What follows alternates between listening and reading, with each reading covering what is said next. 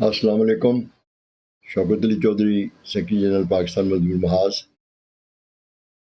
پاکستان کے حالات کے اوپر آپ جتنی بھی بات کریں اتنی کم ہے۔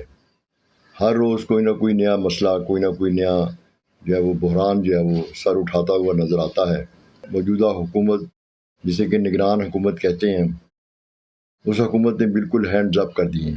اس کے پرائم منسٹر نے، اس کے وزیر خزانہ نے یہ بات برملا کہہ دی ہے کہ اب جو بھی ہم اس میں کچھ نہیں کر سکتے، کہ ہم وہ کیا کر سکتے ہیں، آپ کو بجلی کے بل دینا پڑیں گے، ہم سبسڈی دے نہیں سکتے، ہم IMF کے حکم کے پابند ہیں۔ اب یہ سارے حالات جو ہیں یہ پاکستان کو کس طرف لے جا رہے ہیں؟ کرتے کرتے بتدریج ہم وہ اسٹیج پہ آ گئے ہیں کہ آج ہم ایک اندیکھی زنجیروں میں جکڑے گئے ہیں، غلامی کی ان زنجیروں میں جکڑے گئے ہیں جس کے بارے میں دعویٰ کیا جاتا تھا کہ جب پاکستان آزاد ہوا تھا تو کہا یہ جاتا تھا کہ آج ہم اپنی آزادی کی منزل پہ پہنچ گئے ہیں۔ لیکن 76 سال کے بعد آج یہ نظر آ رہا ہے کہ آزادی نامی کوئی چیز ہمارے نصیب میں نہیں تھی اور آزادی ہمیں نہیں ملی، کہ جب ہم IMF جیسے ادارے سے وہ تمام اپنے معاملات وہ طے کرنے کے لیے اجازت مانگتے ہیں، اور ہم یہ کہتے ہیں کہ وہ اگر ہمیں اجازت نہیں دیں گے تو ہم کچھ کر نہیں سکتے، تو اس کا مطلب ہے کہ ہم نے اپنی آزادی جو تھی وہ گروی رکھ دی ہے۔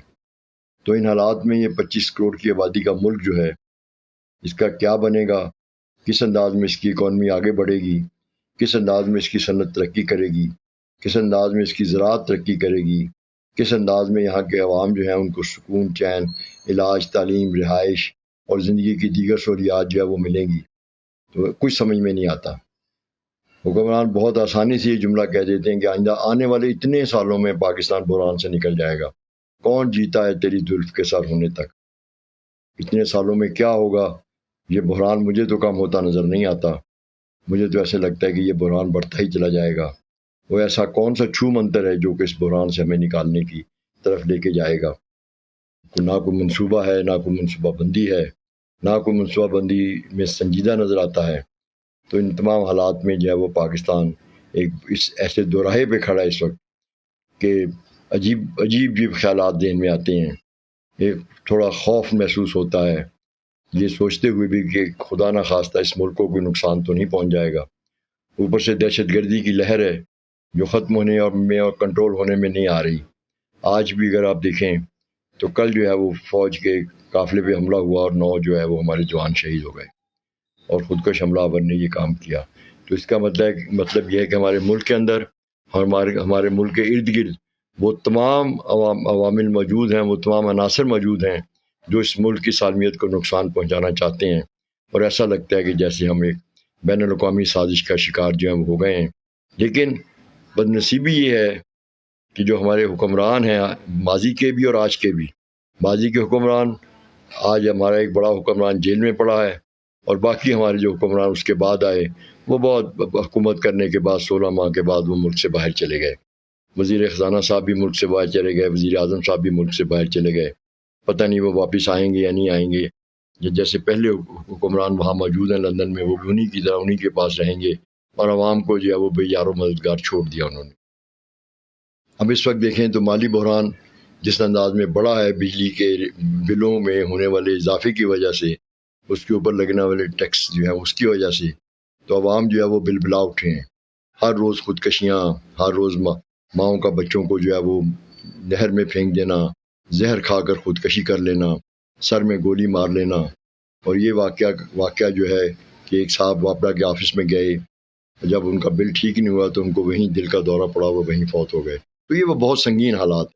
تو ان حالات میں یہ جتنی پارٹیاں ہیں ہماری، جو سیاسی پارٹیاں عوام کا بہت دکھ درد محسوس کرنے کی باتیں کرتی ہیں اور عوام کا نجات دہندہ ہونے کی باتیں کرتی ہیں، ان سب کی قیادت وہ غائب ہے میدان سے۔ یہ ساری کی ساری تحریک جو ملک میں چل رہی ہے، یہ عوام خود چلا رہے ہیں، بے بس عوام جو سمجھ میں جن کے نہیں آتا کہ ہمیں کیا کرنا ہے یا کیا نہیں کرنا۔ کبھی وہ اس طرف دیکھتے ہیں، کبھی وہ اس طرف دیکھتے ہیں، کبھی وہ ایک نعرہ لگاتے ہیں، کبھی وہ دوسرا نعرہ لگاتے ہیں۔ تو ایک جو پارٹیاں تھیں وہ میدان سے غائب ہیں۔ ویسے تو تاریخی طور پر اگر دیکھا جائے تو یہی وہ وقت ہوتا ہے کہ جب ملکوں میں نئی قیادت ابھرتی ہے۔ اور میں یہ سمجھتا ہوں کہ اگر پاکستان کے حالات اسی ڈگر پہ آگے بڑھتے رہے تو کم از کم مجھے تو اس بات پہ بہت پختہ یقین ہے کہ انہی حالات سے نئی قیادت ابھرے گی، اور وہ ایک ایسی قیادت ابھرے گی جو اس ملک کو بحران سے نکال کر لے جائے گی۔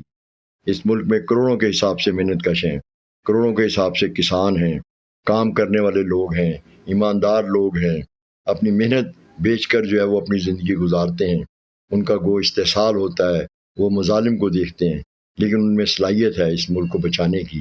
اور اگر ہم بلکہ اچھا ہے کہ یہ تمام قیادت جو ہے، یہ پارٹیاں جو پاکستان کی مروجہ سیاسی پارٹیاں جو حکومتوں میں رہی ہیں، وہ اگر میدان سے بھاگ رہی ہیں تو میرے حساب سے اچھا بھی ہے یہ کہ ایک نئی قیادت ابھرے گی اور ایک نیا سویرا طلوع ہوگا۔ یہ میرا ایمان ہے۔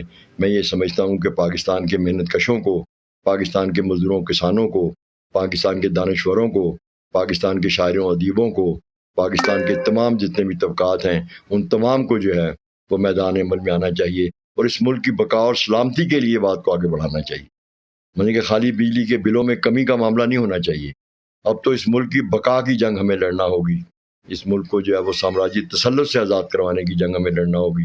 اس ملک کی سالمیت کے لیے اور اس ملک کی حقیقی آزادی کے لیے ہمیں اپنا کردار ادا کرنا ہوگا۔ محنت کش اس دنیا سے جب اپنا حصہ مانگیں گے، ایک باغ نہیں ایک کھیت نہیں ہم ساری دنیا مانگیں گے، ایک باغ نہیں ایک کھیت نہیں ہم ساری دنیا مانگیں گے۔